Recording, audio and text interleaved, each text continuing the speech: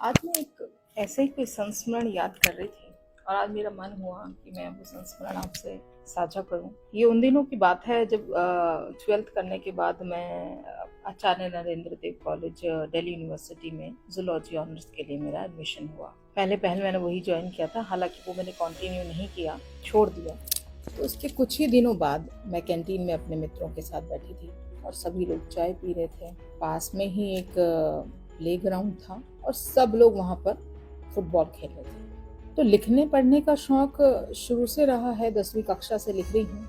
घर में भी साहित्यिक माहौल मिला, पिता राइटर हैं। तो बहुत देर तक सोचती रही। सब लोग वैसे भी मुझे वहाँ पर एक अलग ही नाम मित्रों द्वारा मिल गया था। दोस्तों ने मुझे शायरा कह के बुलाया करते थे उन दिनों। तो बहुत देर तक जब मैं एक ही टक उस फुटबॉल के गेम को देख रही थी, मेरे कई मित्रों ने मुझसे कहा कि इतने ध्यान से देख रही है, क्या सोच रही है शायरा।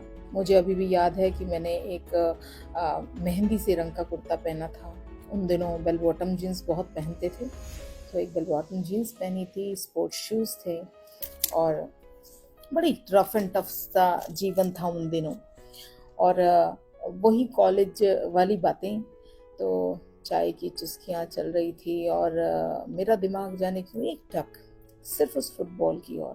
फिर बहुत देर तक जब वो चलता रहा सिलसिला, एक एक व्यक्ति के पास से दूसरे पास, दूसरे पास से तीसरे पास, बहुत देर तक जब उसे इधर से इधर, इधर से इधर भेजा जा रहा था, तब अचानक ही सबके अपने हंसी ठहाके चल रहे थे आसपास। मैं चुपचाप बस। तो अचानक ही मेरे मुंह से निकल गया स्वतः ही कि इस फुटबॉल की भी क्या किस्मत है ना, कि इसके नसीब में सिर्फ ठोकरे ही ठोकरे लिखी हैं। और इतना कहना था कि सारा वातावरण जो है, पहले कुछ सेकंड्स का मौन और उसके बाद हंसी ठहाकों से भर गया कि ये देखो, ये फुटबॉल की किस्मत पर अब कविता लिखेंगी।